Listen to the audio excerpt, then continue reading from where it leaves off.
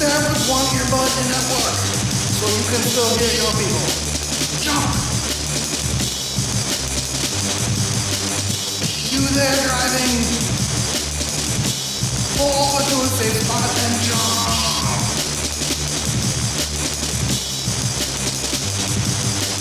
It's episode 16. Professor Ray, Doc Martin Dan, is in the house.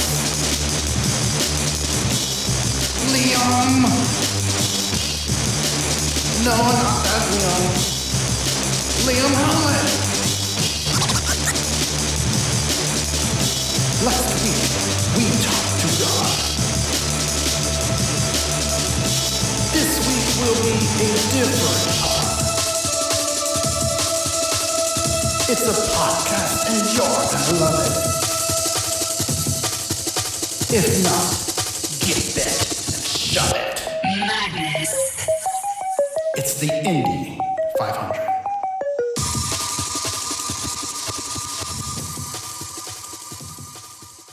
You're listening to the Indy 500 podcast, where normally each week we break down a different randomly selected album from the NME magazine's top 500 albums of all time list. However, this week we're taking a pit stop to talk about one of the founding acts of modern electronic music. It's one of my favorites, and it's becoming a new daily listen for my co-host Helio, as he started a deep dive into the genre now. And that band is The Prodigy. And on this mission, we're joined by a returning guest and a friend of the pod, Professor Martin James, who is the author of the book We Eat Rhythm, The Prodigy Story Part 1, which I believe is an extension of a previous biography or series of biographies that he had written about the band. He's also contributed writing to The Guardian, Melody Maker, and Vox. And you'll remember him from our previous Pit Stop episode where we talked about the French touch genre and his 2022 book, French Connections, from discotheque to Daft Punk.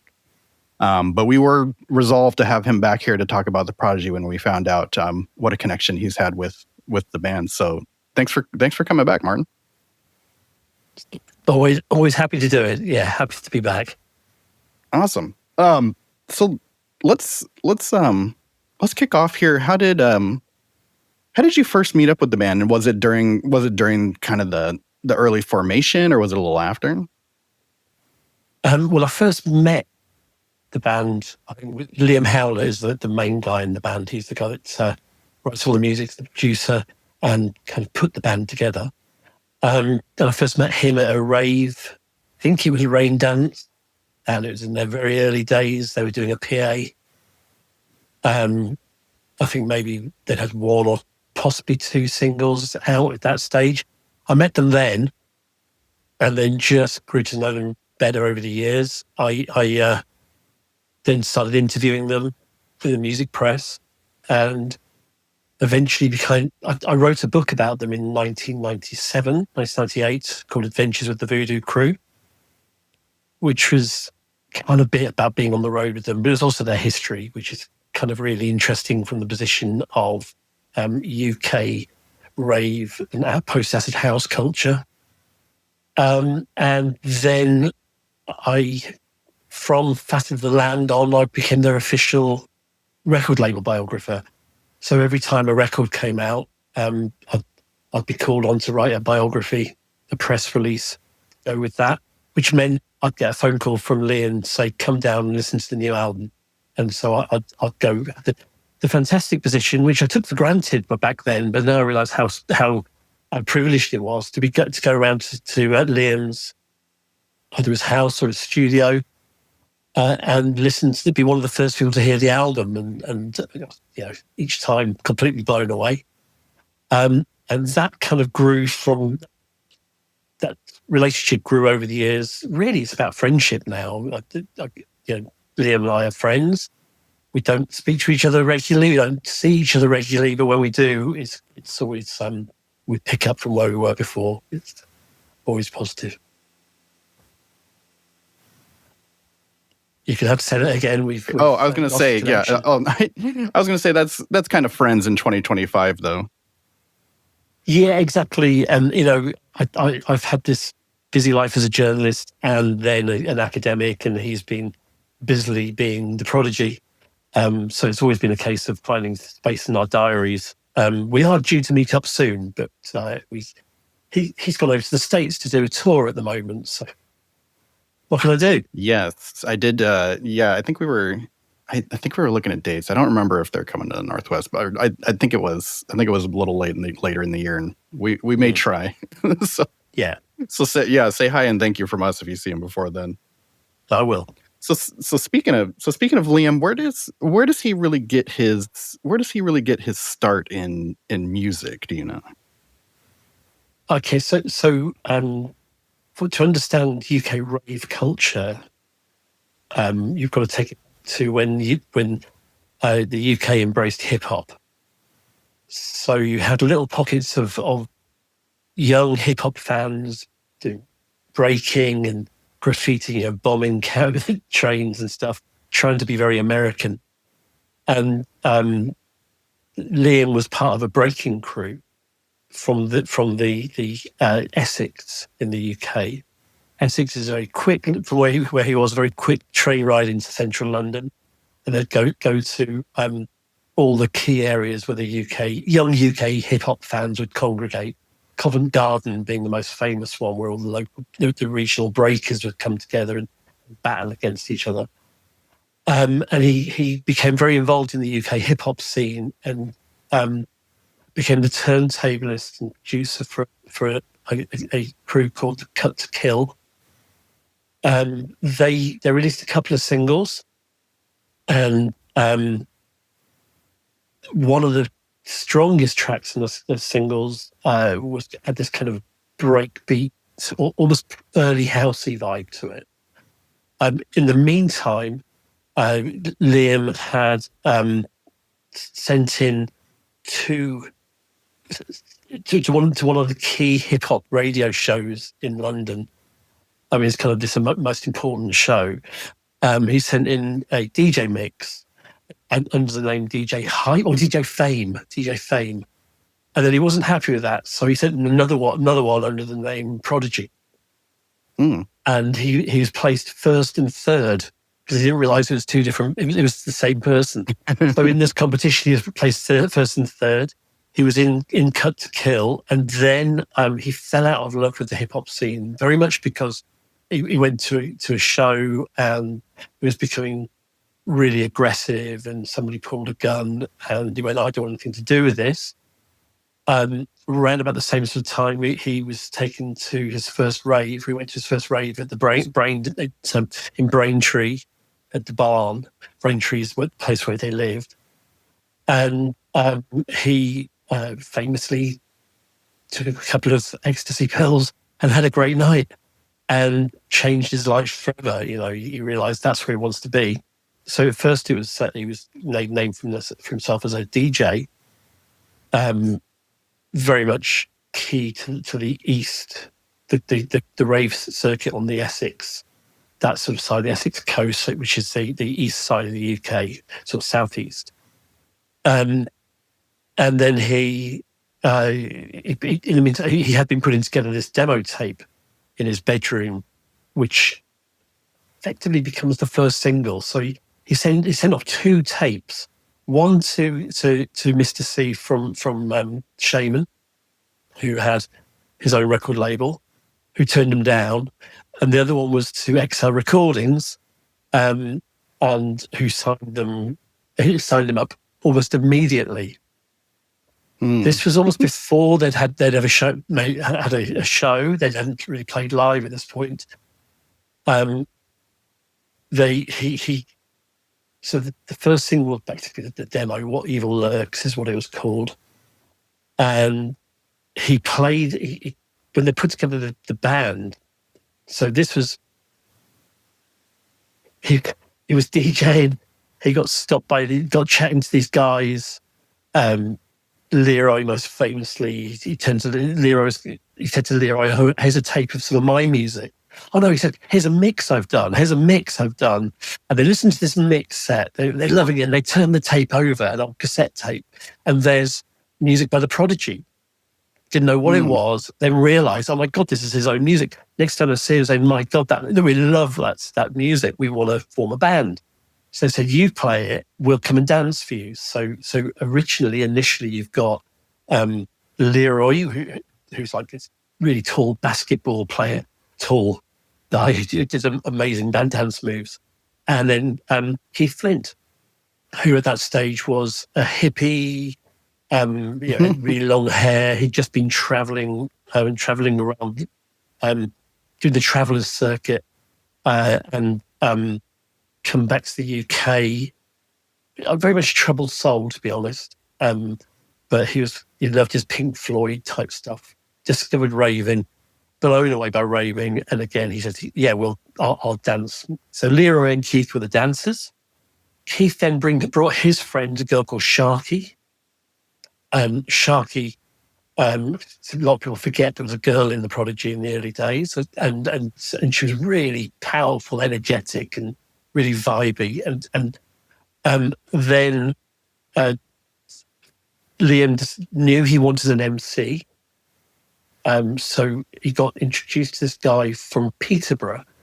Peterborough is kind of north of London, and there's this guy called Maxim, or as he was known then, Maxim Reality, and he was very much from a reggae background, so he was very much a reggae MC. So he came down, and the first time they all met together was their very first gig. So imagine that first time they meet, they just kind of all come together. They'll come together. They did moment.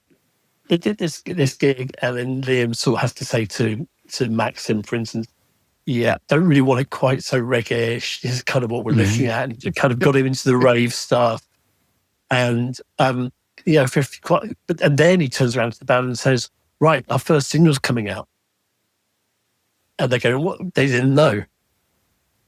This is maybe 4 or 5 gigs into their very short career at that time. And Sharky said, "No, I'm doing this for fun. I don't want it to be a career." So she took a step out of it, and she's still linked to the band. She's quite heavily involved in promotion and design and various other things for festivals, and the links are all still there. And so did he have this concept of a group beyond himself? Was that something he wanted, or was it something that just kind of came together organically as he met these people he just wanted to be involved? Well, I think Liam always saw himself as the key person, as the main person, and the others were just dancers. And I think in that stage, probably in his mind was that he was going to develop as a solo artist, and much in the way, it does take kind of a long time for them to become contributors, if I remember right. Yeah. Well, it's not until the second album that they actually there's actually a contribution from Maxim, which we'll talk about the album in more depth in a minute. But the first album, despite a track being called "Death of the Prodigy Dancers," there's no involvement from anybody else in the Prodigy but Liam Howlett. And this is something, one of the things about them at that stage, all these bands were doing PAs, and basically you turn up and a lot of them played to a backing tape, and you had dancers on stage, and there's always some female singer, and that'd be the only person who's actually performing. Actually singing live would be the female singer, and often that's actually singing live over a backing track. The whole thing was a bit fake, and that was very opposite to what they were about. They wanted to be very real. Liam was massively inspired by the ethos of the ska scene, people like Madness and the Specials. He was really into the Specials, and also was a big hip hop guy. So he wanted that sort of authenticity that ran through those scenes. So when they did their PAs, it felt very real, and it was a breath of fresh air. And look, to see Leroy at that stage, and Keith was just manic. This is before he discovered his punk manic side, but it was still like this really high energy, full of beans dancer and Sharky vibing. You know, you knew they were going to be massive. There was something about it. And even back then, Max in Reality, or Keith that we know is known to friends, he was and remains really, really brilliant front man. You know, he was such an aura. If anybody wants to check that out, one of the things I watched recently was the recordings of them at the last Coachella.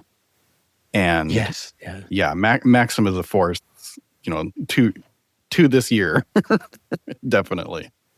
You know, I look at him, and he's kind of 6-7 years younger than me, and blimey, he looks 20 years younger. He was the oldest member of the band. Really? He was the oldest member of the band, but he always looked younger than the others. No, you can't tell. Yeah, sorry, Liam. Yeah, sorry, Liam. But Maxim still looks younger than you. So you mentioned the ska influence, and that does seem to be, you know, there's something that kind of sets their sound apart even very early, that has that kind of attitude. And it may have been something, you know, that kind of filters down to the dancers too, but like, you know, what is that kind of difference of theirs from, like, you know, from that, you know, even from that very early moment in their sound, or in Liam's sound? I think there was a very strong influence of black music culture. They were really into reggae, and obviously scars. Ska, the early form of reggae, and then the ska two-tone scene picked up later on. But there was something about rebel culture that really appealed to them.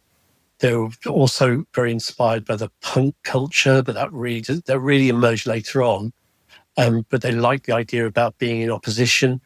You've got to remember the thing about raving at this stage.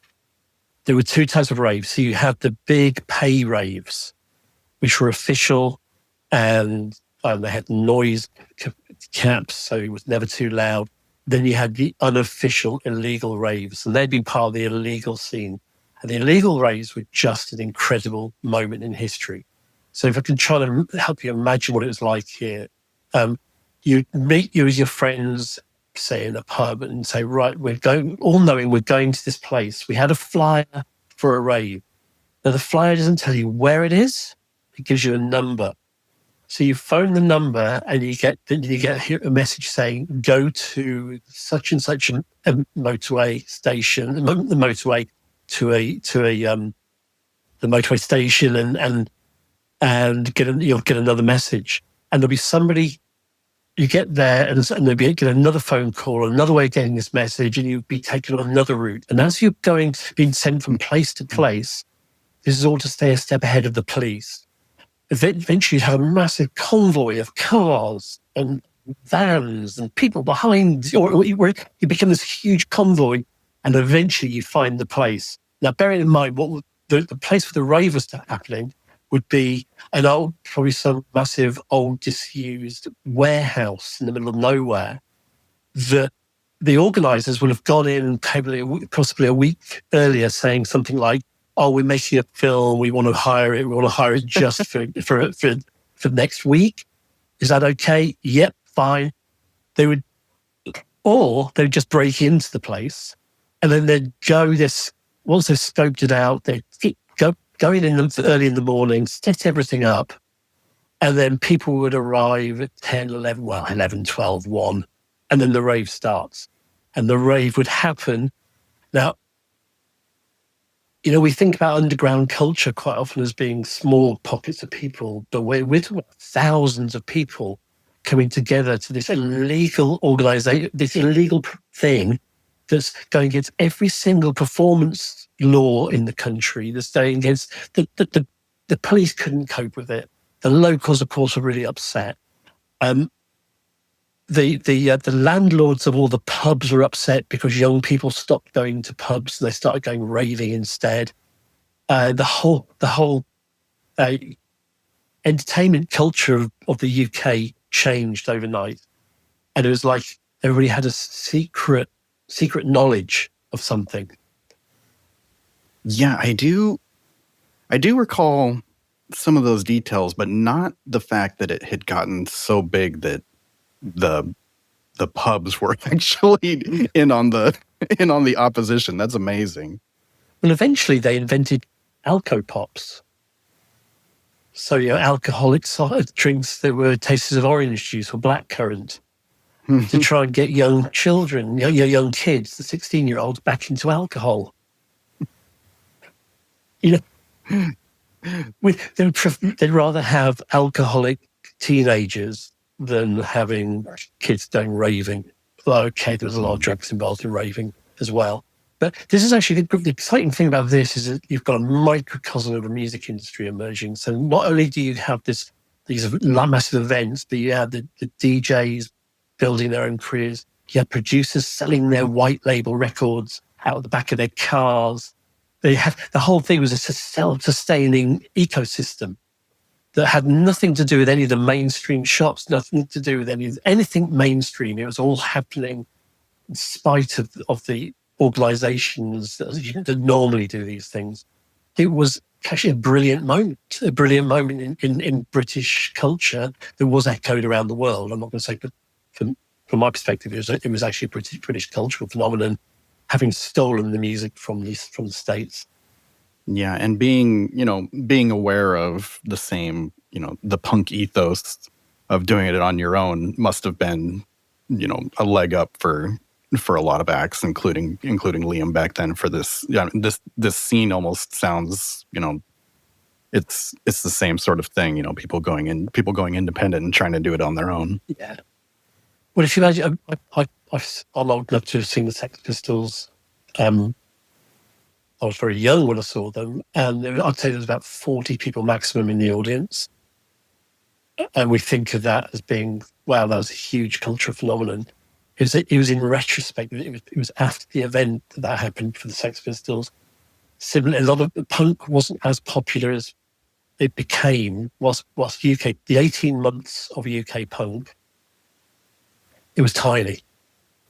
It was really small because it was all the kids in the classroom we were picking on were too young to go to the gigs, and by the time we were old enough to go to the gigs, it kind of shut down. It moved on to something new. But Liam sort of, I think, picked up on this whole DIY thing. He picked up on that whole. It's just that whole we can do this without support energy. But he was very lucky that he got picked up by XL, who were a part of Beggars Banquet, who were the biggest independent label at the time. Properly independent, not relying on major label. And they were really supported by a guy called Nick Hawkes, who was, I would say, and remains on a very important aspect of the business side of the band. And one of the reasons they've been able to kind of not become just like everybody else, but they've been able to continue down their own route. And that happened really quickly, by the way. That when they released their first album, Prodigy Experience, and that was very much singles, and it fit with the rave ethos still. It was breakbeat house, all stolen from Frankie Bones, and then given a UK twist. It was bringing in reggae samples and all sorts of samples. It's an album that you couldn't make anymore. In fact, if you look on Spotify, loads of tracks are disappearing now from that album on streaming because the period of the rights has come to an end, and all the owners want more money. There's not enough of the 100% to chop up anymore. And in fact, Outer Space, one of their most famous tracks, I think, if I understand this right, from the person who negotiated the sample clearance on that first album, and it's the first album in Britain where there was somebody negotiating the album clearance, and this happened after the album had been released. Every time Outer Space was played, was costing them money. Every time it's been bought, it's cost them money. So Experience is actually a very expensive album to have on your in your catalogue. It costs the money every time it sells.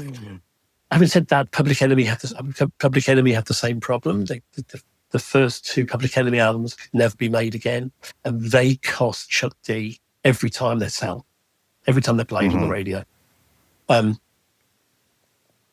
So the shift for the Prodigies, they very quickly realised they didn't want to become like a Toy Town rave band. So in the wake of Charlie, one of the early singles, Charlie was a public advice film for kids. Charlie Says, Don't Talk to Strangers in the Park. Charlie said, and it used to be on every Saturday morning on kids' television. And it was like this cartoon cat going, real, real. And his owner, his friend, saying, so Charlie would go, rah, and so Charlie Says, Don't do this. He's translating for him. That was the public information film for kids. And so Liam turned it into this huge hit, Charlie, which became, everybody loved it and everybody hated it. Because on the one hand, it 12 to 1, 2 o'clock in the morning, when you're raving your nuts off, to hear this bonkers mad cat go rah, rah, rah, Charlie, it was amazing.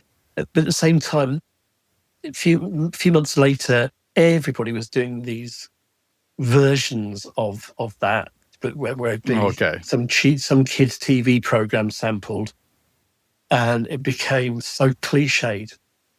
So for Liam Howlett, and he's an intelligent bloke, he quickly realizes that I could get trapped by this, or I move quickly, and his taste moved on. His taste for developing. Yeah. I was gonna say, regarding samples and vocal drops and things like that, like, maybe that experience is kind of a, put him ahead of the game. But he has one of the things that sets Prodigy apart for me is that he has such interesting taste in what he samples and what, especially for the big obvious samples and vocal tracks and things like that. Like, he really does have an interesting, just set of references he must have to be able to think of these things and think of them as, contributing to a Prodigy track. Well, you think you're big hip-hop artists who employ teams of people to listen to music to find interesting samples. Liam doesn't employ a team. He's got his own ears. And he doesn't listen in genre. He listens in sound. So he'll hear something and go, that will sound great, or that bit there, or this bit here. So he told me about one of his later albums. He was in a restaurant with his wife, and the background music started playing, and he had to stop and ask the waitress or the waiter, what's this? And lo and behold, it ends up being a sample on the next album. So he this is how he listens to music. And when he gets the sample, you've got the obvious samples that are in all of his tracks. You can a vocal sample. He doesn't necessarily mess around with them too much. There's a bit of treatment, a bit of chopping up. But some of the noises, some of those kind of bizarre, weird ambience that are in his tracks, that's him taking a sample and chopping it to bits and twisting it and pushing it through loads of filters to the point where you don't recognize the original source. That's, to me, one of his... I think he's a genius producer, actually. I think he's so way ahead of the pack and was even on the Experience album. What he's doing on Experience, whilst other people were just sampling a breakbeat, so take the Amen break, just take it and just loop it. He was taking it and chopping it into pieces and rearranging it and actually creating new soundtracks from it. Yeah, it's almost a little shocking when I load up Experience and the very first track is doing that. And like from such an early time to do like, you know, what you're talking about, not just have the amen break, but have it go through variations, you know, and sound more interesting than just, you know, just having it and then building on top of it. Like from the very, very beginning, from the very first track on that album is him doing something. It's really important to remember as well, he was using rudimentary sampling equipment. Yeah, I wanted to ask if you knew what kind of equipment he had at the start here. I don't. I should know at the top of my head, and I've written about it, but I can't remember the names. I'm terrible with technology, but the names, the different bits of kit. It was an early sampling keyboard. It's not the Ensoniq Mirage, but it's kind of that era, which has got a really short sampling time. So he was taking this short sampling, and he was cutting up. I mean, tried this myself. It's really hard to do. It's not like when jungle and drum and bass come along and they've got the completely different sampling gear, which is really much longer time, and there's so much more stuff you can do on board. This was actually him taking pieces. I always think of it as not too far dissimilar to the people who were making tape loops, taking old tape and cutting and pasting tape, like literally loops. Cutting it with scissors. Literally. Yeah, so some people like Delia Derbyshire, you know, did the Doctor Who theme and the radiophonic BBC Radiophonic Workshop, who was doing all this experimentation with tape loops and chopping tape, or the French musique concrète producers, composers, sorry, who were doing the same thing, but they were actually innovating this thing. Well, I think he did the same for the sampler, for the sampling technology, or approaches to using sampling technology in the way it wasn't supposed to be used. Bearing in mind, originally they thought this was going to be used for creating short rhythm loops for acoustic guitarist to play to, or we couldn't really use it for strings at that point. It was because he got that sound. You could actually hear the sample. So he was, I think, way ahead. And you read producers now, some great producers, they point to Liam Howlett as being, he was the Don. And this is he's a young guy. He's a kid at this stage, and he's doing this first album, which, I'm 10 years older than him. And I was just like, oh my God, this is the most incredible thing I've heard. On the one hand, it's pop music. It's breaking the charts. It's getting into the top 10 of the UK charts. Youngsters love it. The young kids are loving it. But listen to this work, isn't it? That production is just incredible. And it felt raw. It felt raw in the way that punk did. It felt edgy. It had that kind of early punk energy. So when Liam talks about Sex Pistols, Public Enemy, Prodigy, and that's a triumvirate that makes total sense to me. Yeah, same here. It's when you say it's such an odd thing to think of an electronic group being raw, because it's almost an anathema. You know, you're on a computer, you're programming, something is repeating itself, but he does somehow keep that sound and that feeling, throughout. It's not, it's not even something just early here. Like it keeps going, and that's to me, that's one of the things that sets the Prodigy apart too. Not even Al Jurgensen managed to stay raw with Ministry, did he? There's technology. I think there's problem with computer-driven music is it can take over and drive the musician or the producer more than the technology driving the producer, rather than the producer driving the technology. And I think Liam's one of those guys who always drives the technology. He doesn't use things in the way they were designed for. He dismantles things. He treats everything as a problem, not a solution.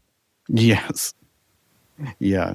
And not to skip ahead too far, but when you say that, it immediately brought up the first time I had heard Invaders Must Die, because that was, if I remember, it's after a bit of a break, or Yeah.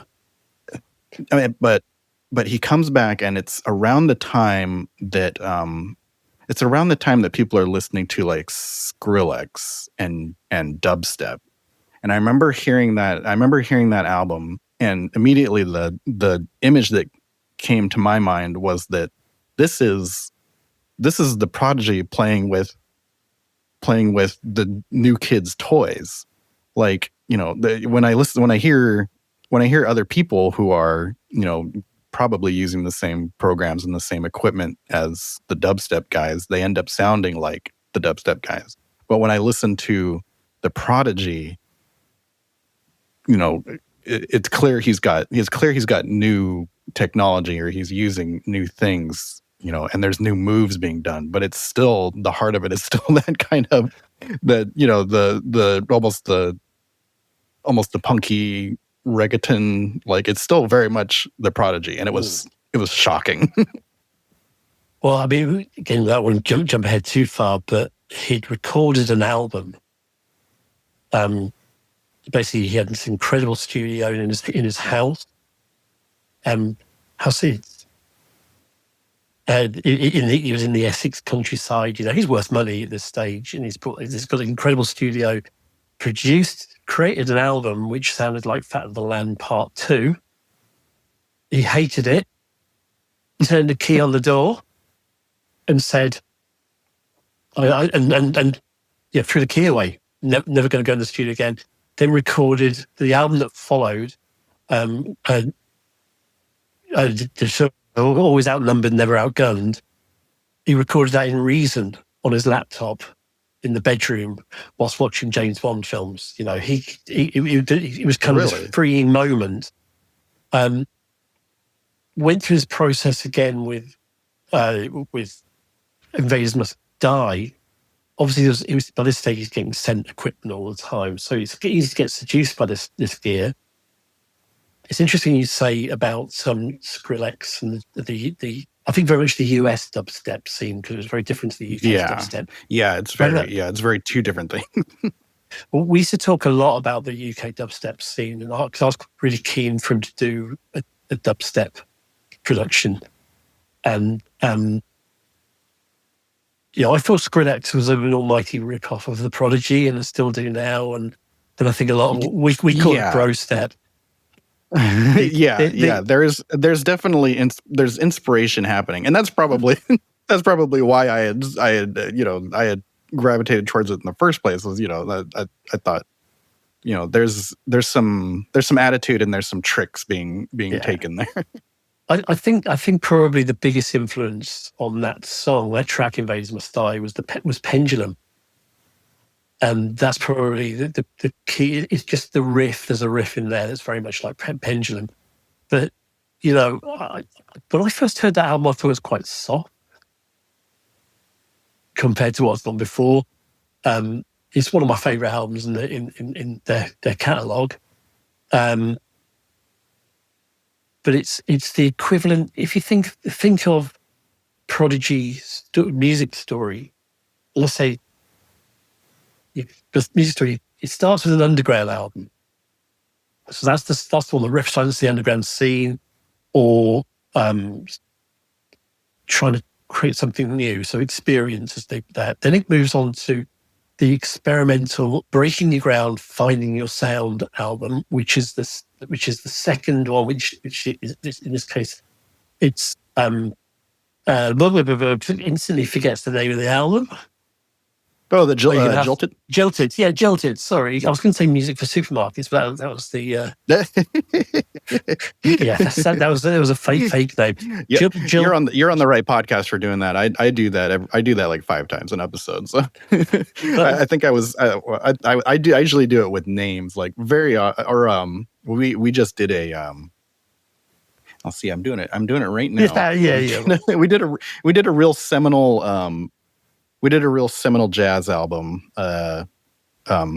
Love The Supreme. A Love Supreme by John Coltrane. There we go. See, What an album! But I forgot and like misdid like what instrument he plays, and I said trumpet for like a minute. I was you were mixing up with. I was really wishing we could take it out, but I was like, I'll be honest, I'll let it go. Yeah. So anyway, this pattern. So you've got Experience, which is the underground album. The second album is where they jilted, is where he's discovering his sound. It really is his sound, and he's being very experimental, pushing away from the scene. And then the third album, in this case, Fat the Land, is the live album. It's basically him responding to the experience of playing live. Now, that's the pattern.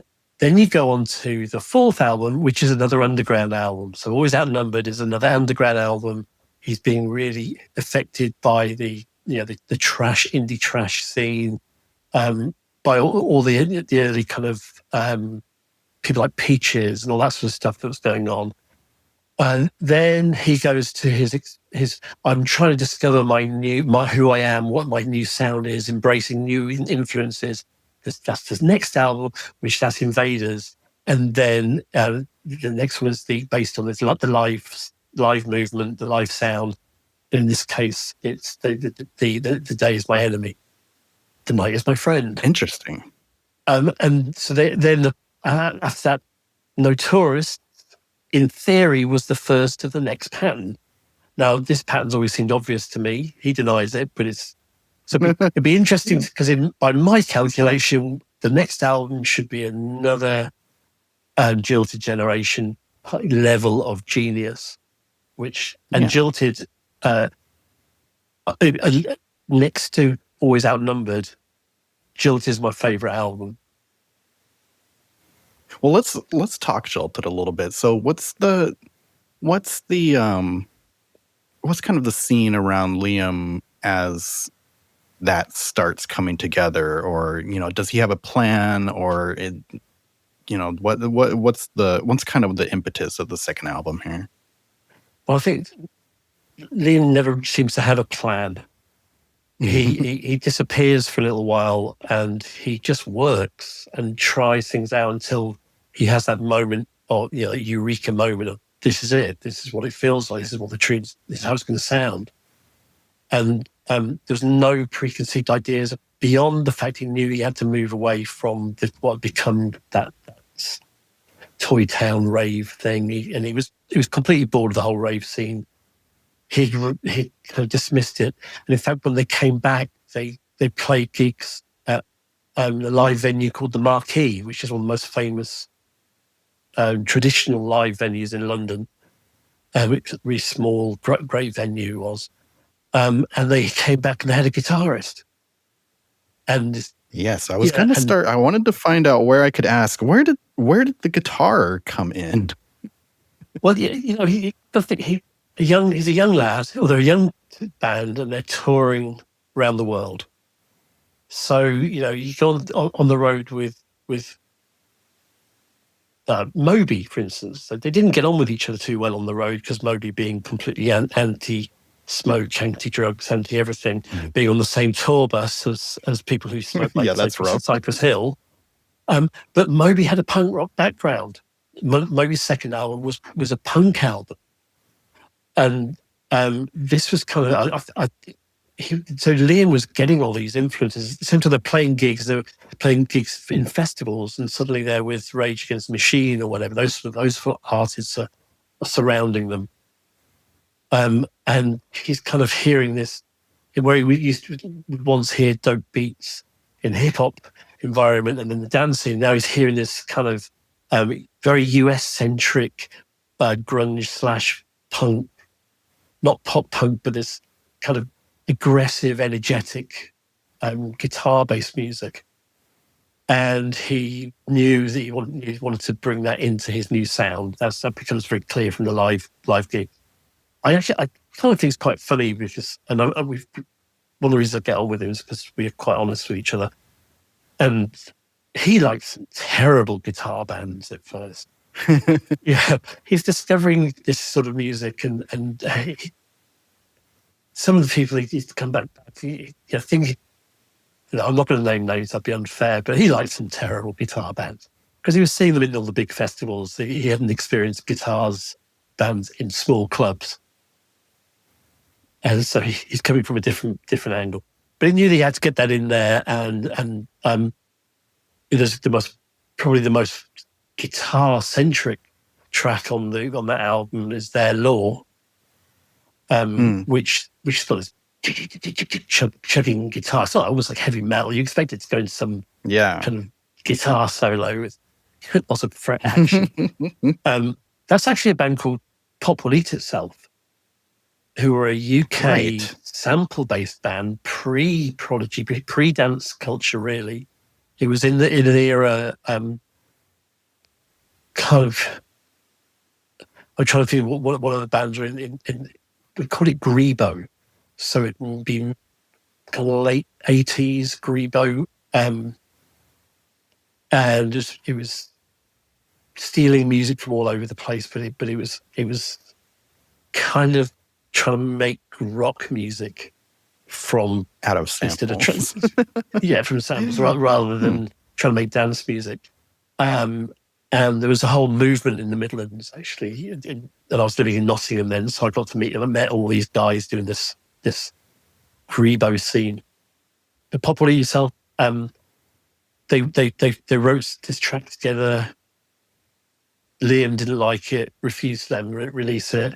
But then he lifted the guitar riff from that track they'd done together and said, well, I'm keeping that bit and put it in there.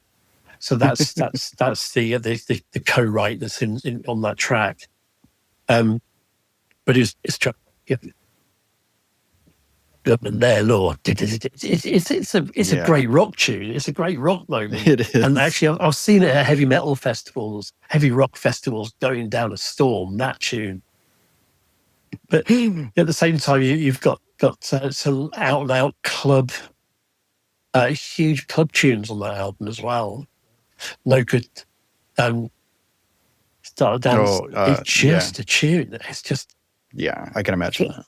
And the first time I heard it was one of those songs where you just stop dead in your tracks and spine tingling, goosebumps. Going, oh God, who's this? This is incredible. And again, it's in a rave. By that stage, I hadn't got to the point where I'm going around to his house to listen to his tracks. And it's funny you mentioned it because the like my introduction to the Prodigy was it was from this album, but it was Voodoo People and one other track. I want to say One Love. But they're both on the soundtrack to a movie called Hackers. Mm-hmm. And the movie's pretty standard. It made hacking look cool, but the thing that really made it cool was hearing those tracks and kind of being associated with like I'm sure if you put any kind of underground teen scene in front of me in a movie and put either of those music tracks on it, I would have been like, that's what I want to do. But shortly I realized, like, wait, no, what I really like is I really like this music. Do you remember when I don't know if you played on the PlayStation, but when Wipeout came out on the PlayStation, yes, and you're playing this game, that's another big one. Oh my God, this soundtrack is incredible! It's incredible. Yes. That was another place, because Wipeout was a big one for me too. I don't know if they had. I can't remember if they had any tracks on the first one, but the second one had it was on the first one instrumental. Yeah. The second one also had like an instrumental of Firestarter, and that was another. I think that was the place where I realized, oh, these 3 or 4 tracks that are like really big to me are all coming from the same band. Like I need to look into this. I think because Jilted, it's just an incredibly influential record because it not only, and I think partly because of the films, to be honest, the tracks that are licensed to films and games and whatever, but it kind of brought not only the club cultures and the producers going, right, this is a way out. This is actually, this is really exciting. There's a new development happening. This is also coinciding with orbital underworld, kind of in left field, that sort of era. So they're emerging around us at the same time as Jilted. It's influenced a whole era of bands, producers at that point, but also from the rock scene. So suddenly you've got all these, more indie kind of bands going, wow, Prodigy, we've got to bring in some dance beats. And you've got the really heavy rock bands. In the same way that Public Enemy and Anthrax, you've got lots of heavy rock bands going, well, we've got to bring some of this sort of Prodigy edge into things. And then you start seeing it influence hip hop. And you start hearing all these hip hop tunes like, oh, this sounds like they're listening to the Prodigy. Mm-hmm. So that's the moment. I mean, Jilt is this moment you go, they stop being a band that comes out of a cultural phenomenon and become the cultural phenomenon themselves. You see, by trying to do something different, like they became became kind of the forerunner of really what was coming, and it all kind of happens on Jilted, and it's a real the way that the tracks are very, there's a wide range of them, and there's very different ideas, but between them. So like even it just establishes just such a wide world that other people, I can totally see other people come to it and say like, oh, right, this is something different I could do, or this is something I really like. So you've got, again, this is down to production genius. This isn't just some guy with a record collection who's trying to sample and make money out of other people's work. Somehow he'll have one track which has got a chugging heavy guitar riff on it, another track that's got a soulful diva vocal on it, another track that's got a funky flute, and another track that's pulsating neo-industrial vibe. All these things that are happening, and every track sounds like the Prodigy. That is a trick and a half. And there are many, many artists that have tried to pull that off and failed spectacularly. Yeah. Liam pulls it off. So you think about probably the most extreme point. You've got the really funky, funky flutes on the one hand and heavy riffing on the other. Very extreme difference, and he brings it all together to make it so it becomes a very cohesive album. So are the album of this moment. Oh, go ahead. Sorry. So it's also very important. It's an album of this moment as well, because there's an anger in there, and their law. Yes. Even though they say that they'll argue they're not political, their law is a political statement, because what happened in the UK was draconian laws were brought in to stop parties. So in the history of British culture, the only time that government has legislated against a youth culture was the rave scene. So they stopped people traveling. They were specifically targeting. Like I forget how it came up, but I think in our last episode we had mentioned that there's specific language that targeted fast, repetitive rhythms beats. Or beats. Yeah. That's such an insane thing to put the right into law. Like that's the one that it's kind of quite clever. And I shouldn't admire it, but because by saying repetitive beats, it kind of means all popular music. Yeah, it could mean anything if you need to go get something else. Yeah. But they meant it for the raves, correct? They meant it for the raves, but they also, there's also, you couldn't have convoys of more than 3 vehicles. This is all UK law still now. So that means that now that was specific to travellers. So a lot of the rave scene got mixed up with the travellers movement. A lot of young people at that time had just tried to step away from society, and they're living on coaches, vans, and they were traveling from place to place. a very old way of life, but they were stepping out of society. They were going off grid in that era's version of going off grid. So that law also legislated against that. So on the one hand, that no convoys meant cars can no longer go on looking for a rave, but it also meant people who were living as travellers couldn't follow each other to the next site, which also attacked the Romany traveller communities as well. So it was going for a lot of people using rave as a way of going for a lot of different types of people. It's again, you won't ever find this. There's no other place in British legal history where you see something like this happen. It's quite draconian. So inside the sleeve of Jilted, you've got this almost utopian view of a party going on, and there's a wooden bridge over. There's a wooden bridge over to the city. Where everybody should go everybody should go look this up. If you do, just the inside art. It was interesting. Again, like I had just recently found this out, but I had seen that art many times before, and I had no idea that it had actually come from. It was actually made for the inside of the Prodigy album. Yeah. It's. I mean, I would imagine it's famous because I've seen it used in different places and come up and posted because it's that image is so good. The key thing about the image is you've got a raver who's cutting the rope on the bridge, the rope bridge, yes. and basically to shut down the establishment because you've got the police on the other side of the bridge. Chop out the establishment from the underground culture, whatever that may be. And so it was a really nice visual statement, really political at that time. Liam says he wasn't political, but oh my God, mate, you are political.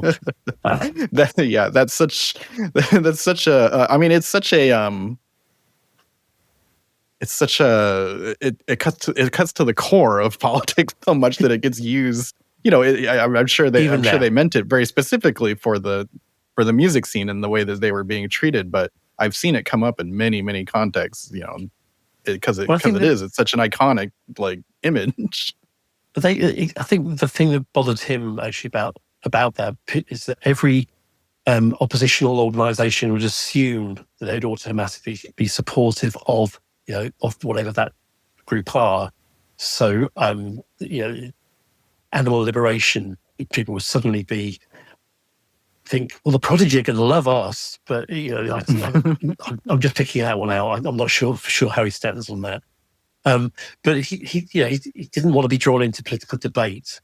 But what he was saying is that parent culture, dominant culture, it's an old subcultural argument. Basically, is this subcultural movement is happening in spite of you people. And you people are not invited, and you will not stop us from doing stuff. And it carries on today in different ways. And people are terrified about what kids do on the internet. Yeah, that may not, that may not be, that's that goes beyond politics, basically. It's such a base idea. Yeah. but you can see that other people would, the same way people would see, the attitude and the music and that image, even specifically and say, oh, this is us. But it's because he's tapping into that ancient idea, basically. And I prefer in some ways to the album cover, which is kind of a face screaming pressed against black PVC, which I think is quite a naive image. But they were young kids. Say if they were switched, their history may have been different, in my opinion. Yeah, but maybe I agree. Yeah. So what were the live shows like? Kind of going into or after Jilted. It was interesting because bringing Lance Riddler in on guitar, it gave him a different kind of edge. You could see that Keith, for instance, he had background in he liked rock music. He was into a broad range of spectrum of music, and you could see that coming in, and that it is his performance. He became less dancey, or still do the running on the spot, shuffly dance, but also bringing some kind of more head banging moves. He had long hair. He was still at this stage. He became more maniacal. You saw him start to wear these contact lenses, mirror contact lenses. So Maxim became much more of a lead performer, and Leroy continued doing Leroy's dance, which was always essential vibe to a Prodigy gig. They were starting also in that era to have breaks during the set, the dancers, because this is high energy music. So you'd have this is the Leroy track, this is the Keith track, this is where they dance together, and they'd have to go off and cool down. But the turning point in that era, starts with that stuff at the Marquee, which is a small rock club, where everybody from early Pink Floyd and The Who through to everybody who's anybody in rock history, in British rock history, had played there, including myself, but I'm not part of British rock history. But this, you've got those gigs, and it leads all the way up to the gig at Ilford, which is kind of a rave at Ilford, a couple of years later, which is where they first played Firestarter. And so this is kind of this long gestation period on the live scene that builds up to Fat of the Land, which we'll talk about again another time. But you can see what's happening just as Liam discovered his voice, really, as a producer through Jilted. So the performers discovered their moves, and they discovered their different power moves and what worked better with the audience. And they were really feeding off a live audience because they started touring traditional live venues at that point. But no longer playing raves. They were playing in spaces that are used to a rock band. Now, raves, you can remember that nobody really watched the band. If a band was doing a PA, you'd go, yeah, whatever. I'm just dancing. This is the band playing. I'm dancing. I'm not going to look at it. Suddenly they're in a context where they are being watched because they're just another rock band or another indie band, another band that people are paying good money to come and see. And the other thing going on there is, and I think this is quite deliberate, that Keith, Liam, Keith Maxim and Leroy had to be more visual to take away the emphasis away from the fact that you basically got a guitarist and a guy behind keyboards, and then eventually a drummer coming in as well. There's another kind of thing about Prodigy. The stage is this is all these things are on discs. So he was loading sounds. He was actually playing. A lot of it was on a tape. He was playing lead lines over the top. He was having to load sounds all the time. So there'd be a gap between him. You have a couple of songs that work together, then there'll be a little gap as he's loading new sounds. And what happens is the guitarist can suddenly start going, making those noises. And Maxim can start going, my Prodigy people, all my Prodigy people. I'm getting and vibing the crowd up whilst Liam's trying to get all this stuff set up for the next track. So it just kind of develops out of a necessity. Necessity. And it becomes their thing. I mean, even now, you talk about the Coachella performance, which I was actually standing in a record store day queue. I think it was 5 o'clock in the morning in the UK when that was showing, and I was watching it with a couple of my friends. And I said it before he comes on stage. First thing he's going to say is, "Oh, my Prodigy people!" And he says all the same things now as he did back then, and it was all out of necessity. Well, it's like you say that you find they're starting to find out what works and like what makes a crowd pop. Yeah. That's so cool. And maybe as our kind of wrap up here, we can talk about the in between, the in between here and coming into the Fat of the Land.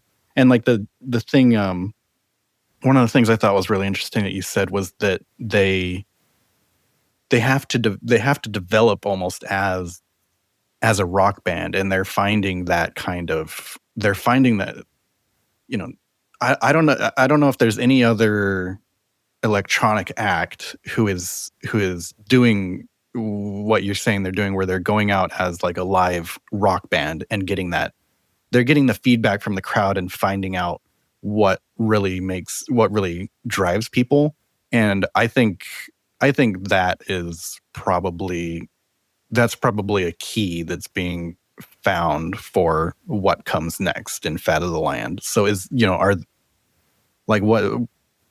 I guess maybe speak a little more to that. Like, is there like an in between period where Liam said, "Aha!" Like, we've seen people go crazy for this, or this kind of moment or this kind of sound. Like, we're gonna make that into an album. No, I don't think. I think Fat of the Land is probably the only album where it was very unclear when he went into it. I think what is interesting during that period is they start realizing, building up to that, what's making people tick, what's working. What's interesting, like I said, they're playing to traditionally bands play in their garage or whatever, and don't play the local venue and then build up and eventually playing big audiences. And they've learned through that process. But this is a band who were a rave crew, who knew how to work a rave audience through the sounds, who are having to learn in public how to work a live music audience. So what happens is, this all through this period, Liam is soaking up all these different sounds. So whereas when he first went to Excel, he might have only been interested in the other artists on Excel, he becomes aware of, hang on, who's this band, the Pixies, that 4AD, who are also part of the same group of companies that put out. Who's this up? And at the same time, he's seeing all these incredible things. And say Rage Against the Machine, I think, were a big influence. And he ends up recording the track with Tom Morello. Yes, I can hear that.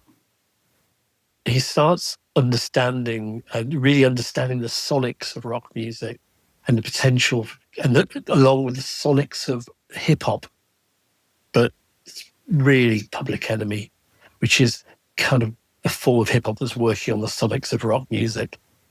And he's also discovering, in retrospect, punk scene more than, two-tone was his first thing. Punk he's discovering as an older person. And he's kind of in his head, I think, saying, well, I need to bring all these things together. And they did Firestarter. They always try out new things live. So there's always Phil in between tracks who is trying out different rhythms or different sounds. And they did Firestarter live for the first time, and there wasn't a vocal on it. It was just a vibe. It was a groove. Inevitably, Maxon would have said stuff over it, but it wasn't designed to be a standalone tune. The thing that it became the end of the Jilted era, because when Jilted had that looseness of grabbing everything, and so the album's a journey that's taking you in loads of different spaces. Suddenly this track was Firestarter was all these different spaces brought together into one 4.5 minute zone. And that's the end of the Jilted era at that point, and the beginning of the Fat of the Land era. When they released they released Firestarter, and then Keith had put vocals on it, and which is a story unto itself. But they found an entirely new audience, and it blew up big time. So Jilted is the building blocks. Experience, they became really well known in the biggest youth movement that Britain had ever seen, and known on a lower level around the world. Jilted, they became headliners on larger but not massive venues, sports halls, that sort of stuff. Not the big. I mean, in the UK we had the university venues, but they hadn't reached stadium. They were still playing raves that were stadium size, but the live, in terms of a global live scene, they got that. Then Firestarter pushed them up. They suddenly became headliners. And as the teaser, if you want a teaser, yes, nothing so else. You'll have to turn in for part 2. Yeah, but yeah, that was our plan, is to kind of cut it. We may cut it into 2. We may have our own. We may have to do another episode just because, the latter day albums are not on the list, but I do want to talk about those because those are also very important to me, and as a story. So thank you so much for coming back and giving us all this info. I've got to give you this teaser. Okay. Oh, yes, please do. This is it. Okay, this is the teaser. They dropped Firestarter. They're all over the telly. People are complaining about them. They're all over. They're blowing up on the live circuit. They're headlining Glastonbury Festival. They're doing them, and they hadn't written another track for Fat of the Land. That was it. That was all they had. So for the first time, really, in the Prodigy's career, they had a record label screaming at them, saying, "We need another album." And I will tell you more about how I personally slowed the whole process down. The album ended up being very, very late. I can't wait. That sounds like a great story. But yeah, again, that you think it comes to another moment where there's a necessity pushing an artist forward. So that's very interesting. That's something that's happening going into part 2 here. Cool. Well, like I was saying, thanks so much for dropping in again and giving us all this info. And yeah, I can't wait to put together at least 2 episodes on the Prodigy now. Excellent. Well, and we couldn't have got a better person to talk about it. They've accidentally become my life's work. I've actually that's how it happens. That's how it happens, though. I think most people you don't know until it happens, right? There's 3 versions of the book. It's published all over the world, and I'm about to start. The book finishes with the album, a single after Fat of the Land, and I'm about to start work on the part 2 now, which is everything that follows, which in many ways is a more interesting story, but it's less rock and roll. It's a very sad story as well, actually. Okay. Well, yeah, maybe we will have to bookmark a future episode to talk about that. I'm glad that the eras chop up that way, because that's how we kind of wanted to look at it as well. So cool. Once again, thanks so much. Oh, my pleasure. My pleasure. I really enjoyed it. Yeah. All right. I'm gonna hit the pause here. We can talk a little more offline and then roll out. All right. Cool. Thanks again. See you later. Thanks for listening, everybody.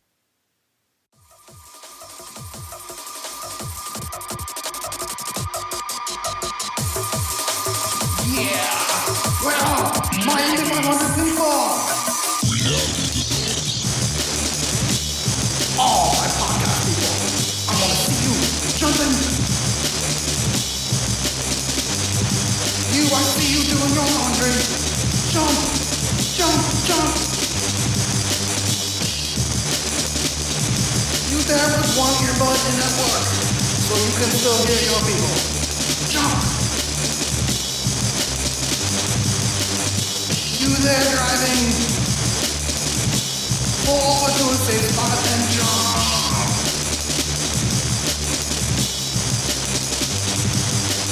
It's episode 16. Professor Ray, Doc Martin Dent is in the house. Liam.